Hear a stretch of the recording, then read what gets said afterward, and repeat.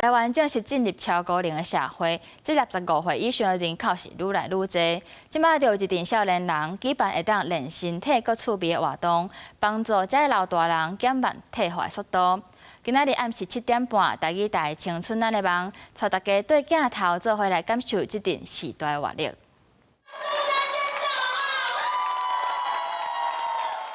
认真春运活动筋骨，手艺教练热身。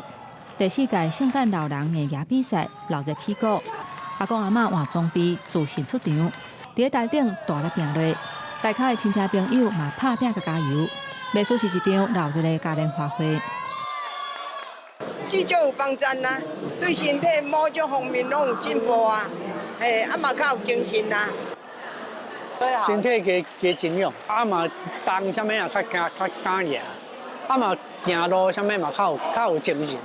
无本来拢安尼走啊行，较无力，即摆较有精神。金牌坐少是决定坐伙人健康生活重要的关键。行动不便嘛会致使坐伙人减少社交的生活。长期踮伫厝内会退化了搁较紧，所以推动坐伙人运动的这群少年人，因透过适合老大人重量的训练，增加因的筋肉甲力头，互因坐回来的生活会当欢欢喜喜。然后我们这个行走的这个半径开始增加，行走的速度也增加，那我们的生活圈可以越来越大。那这样子对长辈而言的话，就是很好的一个帮助。那只有肌力训练才可以打破这个恶性循环。开始喽！左边给左边的球，蓝灯站起来，左边球给左边的。除了筋肉流失，老大人会因为大脑退化，加做失智高风险的族群。所以伫运动当中加入大脑认知的刺激，亲像大风吹结合团结规啊这种趣味的活动，麦当加做预防失智的关键。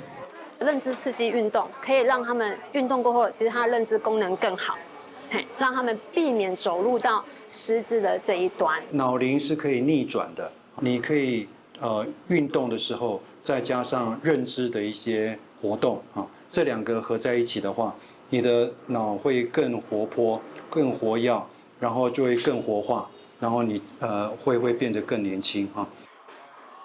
伫超高龄化的台湾，这类幼稚用行动来陪伴这些时大人运动，透过重量训练甲认知课程，或者坐伙人伫运动过程当中找到自信，用行动证明坐伙嘛会当有健康的生活。记者吴德庆、叶家军台北报道。